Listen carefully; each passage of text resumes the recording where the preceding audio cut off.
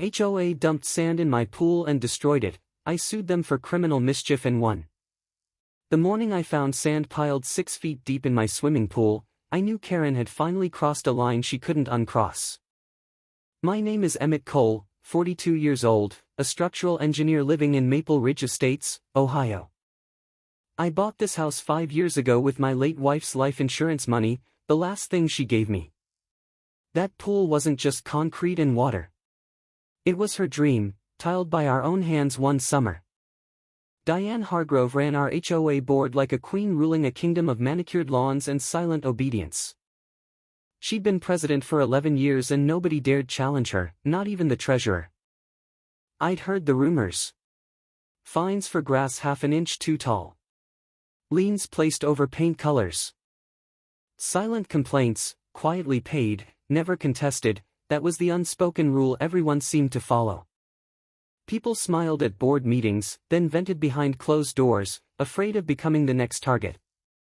But rumors are just rumors until they land, wet and heavy, in your own backyard. I stood at the edge of my ruined pool, staring at construction-grade sand clogging the filtration system. A crumpled HOA notice sat taped to my fence: violation, unauthorized water feature, remediation in progress. Remediation. That's what she called destroying $18,000 of my property without a single warning call. I photographed everything before touching a grain. Every engineer learns, document first, react second. My hands shook anyway. Some things you can't calculate your way through. That's the hook. Now let me take you back to where it all started, 3 months earlier. I moved into Maple Ridge for the community pool schedule and the good school district, nothing more. The neighborhood looked like a postcard, matching mailboxes, trimmed hedges, flags snapping in unison on Memorial Day. Diane welcomed me with a fruit basket and a 17-page HOA handbook thicker than my mortgage documents. "We like things a certain way here," she said, smiling with teeth too white to be casual. I nodded, signed the paperwork and told myself I could live with a few silly rules. My daughter Ruby, 9 years old, loved that our new house finally had a pool of her own. She'd swim laps every evening while I graded blueprints on the patio, half watching, half working. That backyard became the one place grief didn't follow me quite so heavily. The first sign of trouble was almost laughable, a citation for a non-compliant welcome mat. Then it was my mailbox post, 2 inches shorter than the HOA-approved height, apparently a safety hazard. Then a fine for parking my truck in my own driveway one night longer than permitted. I paid the fines. Fighting felt exhausting and I had a daughter and a career to manage. But Diane's demands grew bolder with every dollar I surrendered, like she was testing how far compliance stretched.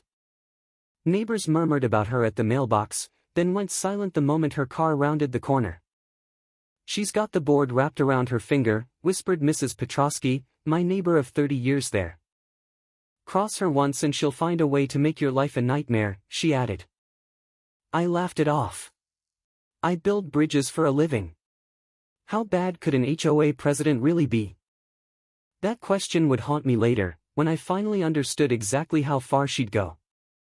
The real conflict began with something almost comedic: my pool's shade of blue tile grout.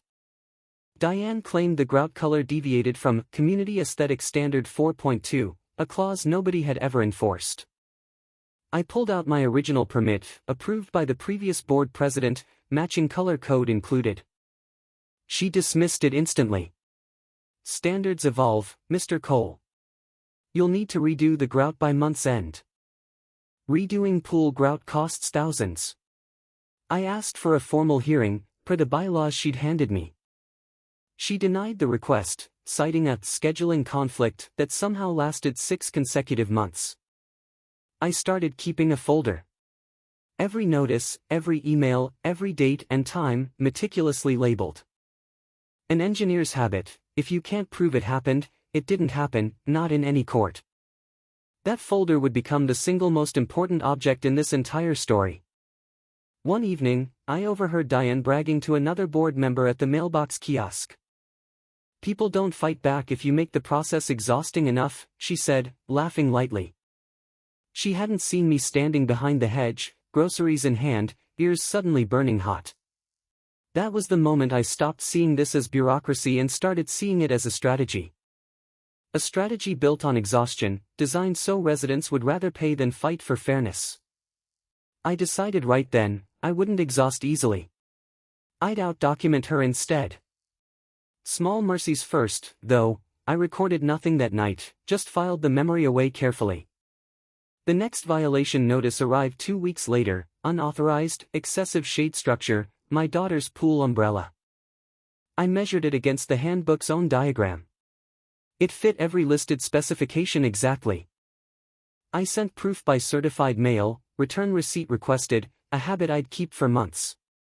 Diane's response was a form letter, generic and signed, threatening escalating fines for continued non-compliance.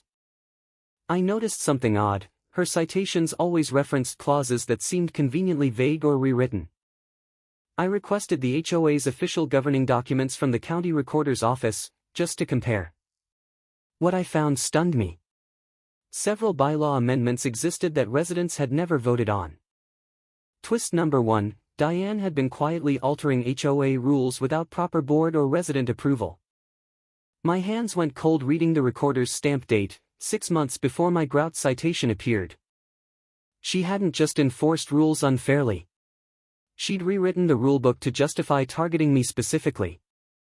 I didn't confront her yet. A smart engineer never reveals the load test before the bridge opens. Instead, I quietly requested copies of every amendment filed in the past 3 years. The clerk, a tired woman named Carla, raised an eyebrow. "You're the 4th person asking this month." 4th. That meant others had noticed too, or suffered too, and started asking their own questions. I asked Carla for their names. She couldn't share that, but she slid me a business card. "Try the county mediator's office," she whispered. "They've got an open file on your HOA already." An open file. My pulse quickened. This wasn't just my fight anymore, and that changed everything. That night I told Ruby we might be in a real-life mystery, and she loved the idea. Kids find adventure in things adults find exhausting. I envied her that simple, stubborn optimism. I called the mediator's office the next morning, introduced myself and asked what open file meant. The woman on the phone, guarded but kind, said 3 prior complaints named Diane Hargrove specifically. One involved a widow fined into near foreclosure over a fence height dispute 2 years prior. Another involved a black family fined repeatedly for landscaping violations that white neighbors never received. Twist number 2, this wasn't random pettiness. There was a pattern, and it wasn't a flattering one. I felt sick. This had stopped being about my pool grout a long time ago. I asked if I could speak with the widow. The mediator said she'd have to ask first. 3 days later, I got a call from Loretta Sims, 71 years old, voice trembling with old anger. "That woman took my late husband's garden shed and called it an unpermitted structure," Loretta told me. "I paid $4,000 in fines before my daughter made me stop paying," she said. I asked if she'd testify, if it ever came to that. She hesitated, then quietly said yes. That was the tipping point. This story wasn't mine alone anymore. It belonged to a neighborhood. I started a private group chat, 5 neighbors, all quietly fined, all quietly furious, all quietly scared. We called ourselves nothing dramatic, just the Maple Ridge 5, half joking, half serious about the fight ahead. Diane, of course, had no idea this coalition existed. She thought she still ruled uncontested. That illusion of control would be her undoing, though none of us knew it yet. We agreed on one rule: document everything, share nothing publicly, wait for the right moment. Meanwhile, my pool citation escalated. Diane demanded I drain it entirely, pending compliance review. I refused, citing the handbook's own 30-day notice requirement, which she'd conveniently ignored. She threatened a lien on my house. I laughed, actually laughed, right there on my porch. "Go ahead," I told her over the phone. "I'll see you at the county courthouse." She hung up without a word. Silence, from a woman who never stopped talking, felt like victory. But victory was premature. 2 nights later, my security camera caught unfamiliar men near my backyard. By morning, my beautiful blue pool was buried under 6 feet of raw construction sand. That's the moment we started with. Now you understand exactly how we got there. I called the police first, then my lawyer, then, almost instinctively, Loretta Sims. She's done this before, Loretta said grimly. Not sand, but she's destroyed property to force compliance. The responding officer, Deputy Nash, photographed everything, noted the HOA notice taped to my fence. This isn't just a civil matter, he said slowly. Someone authorized trespass and property destruction here. Criminal mischief.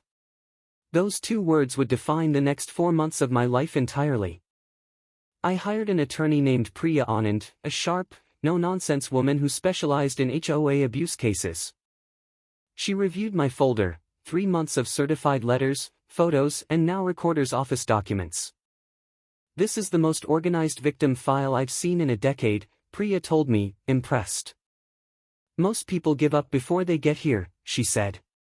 You didn't. That's your advantage. We filed a criminal mischief complaint against the HOA and the contracting crew Diane had hired. Simultaneously, Priya filed a civil suit for property damage, emotional distress, and breach of fiduciary duty. Diane's response, leaked through a mutual acquaintance, was dismissive. He's overreacting. It's just sand. Just sand. $18,000 of pool equipment, motors, and tile, buried under just sand.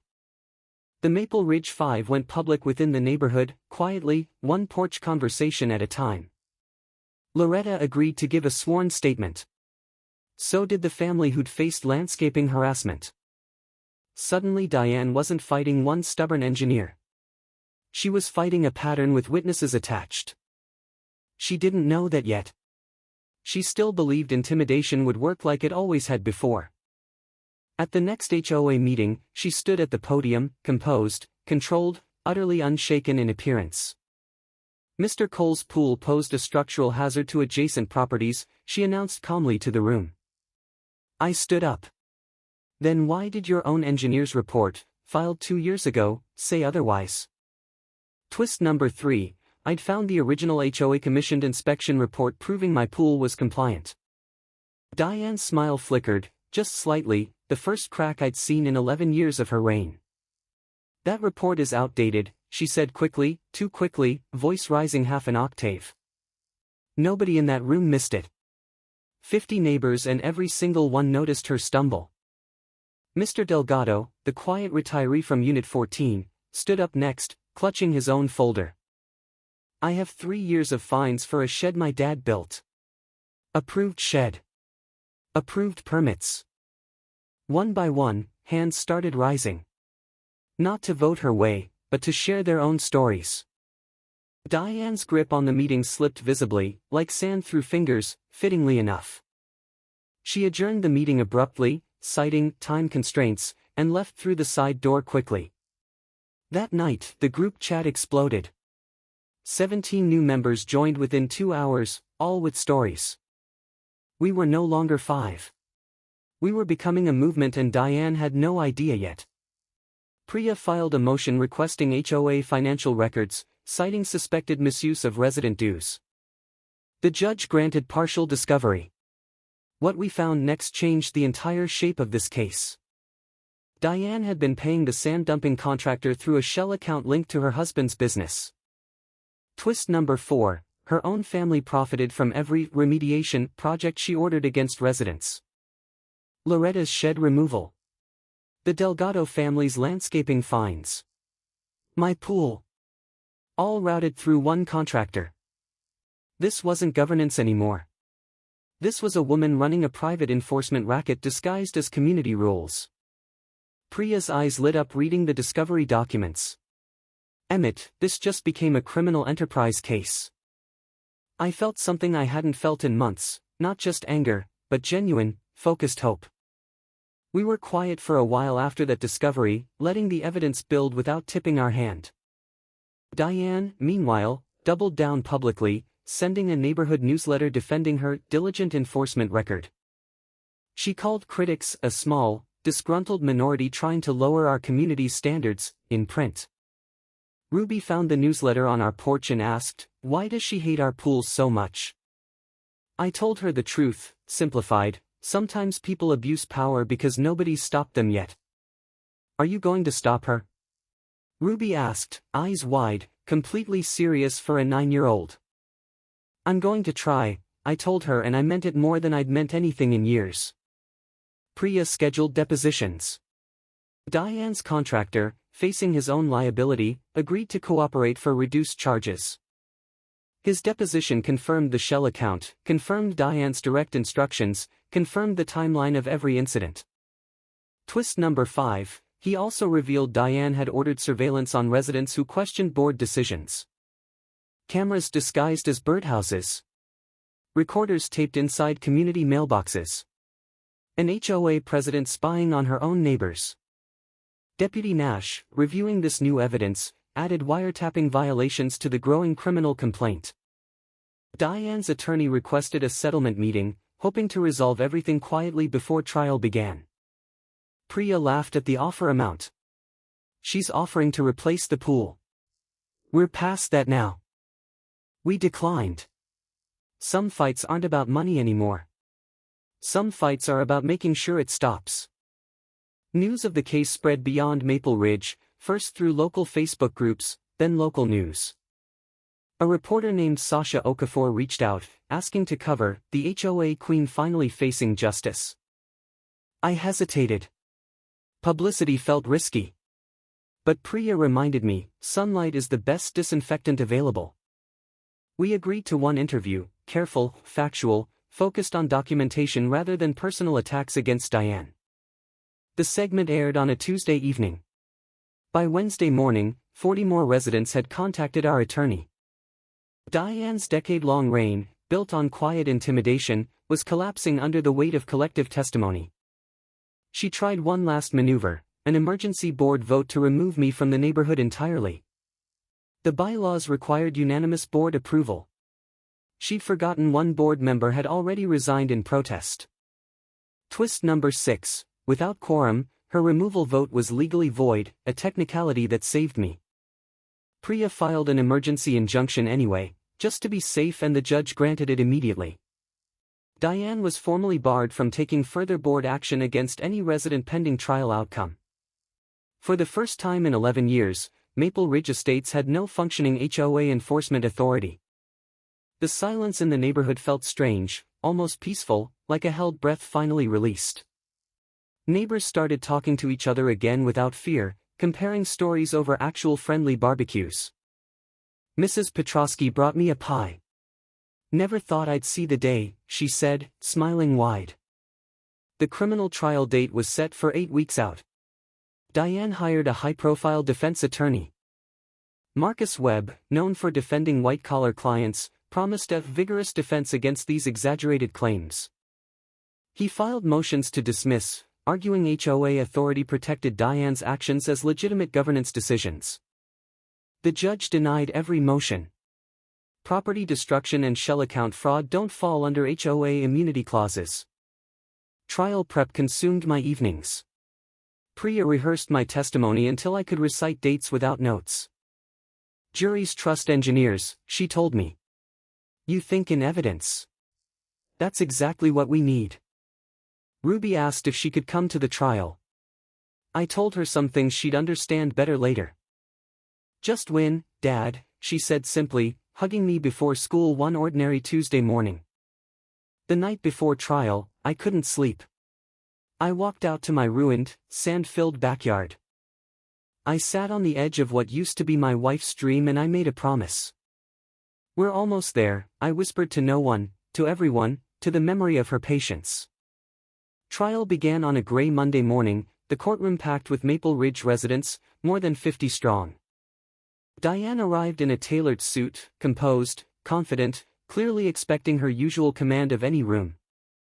The prosecution opened with the timeline, violation, sand delivery, security footage, HOA notice, criminal intent.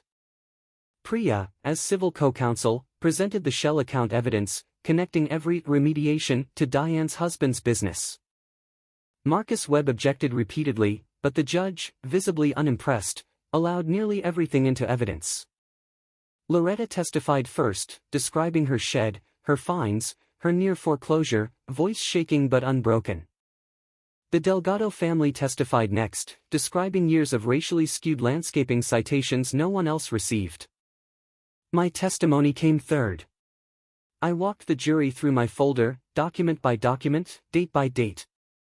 I didn't fight her because I was angry, I told the jury. I fought because I had proof.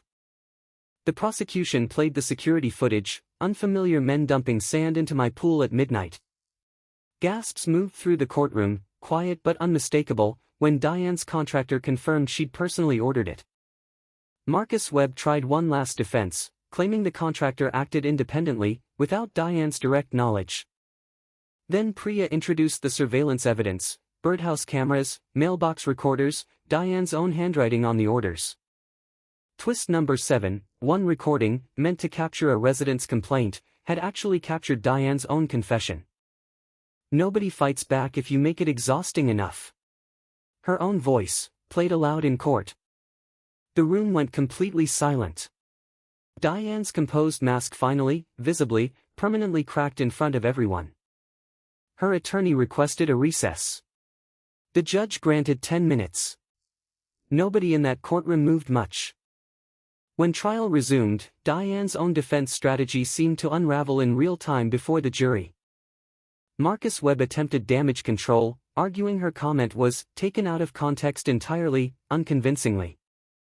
The prosecutor simply replayed the recording again, letting Diane's own words speak for themselves once more. Closing arguments came the next morning. The prosecution called it governance weaponized against the powerless. Priya's closing focused on pattern, Loretta, the Delgados, myself, a decade of quiet, targeted abuse. Marcus Webb's closing felt thin, almost resigned, as though even he sensed the outcome coming. The jury deliberated for 6 hours. I spent them pacing my sand-filled backyard, waiting, hoping, remembering. Priya called at 4:47 p.m. They're back. Get to the courthouse. Now. We rushed downtown.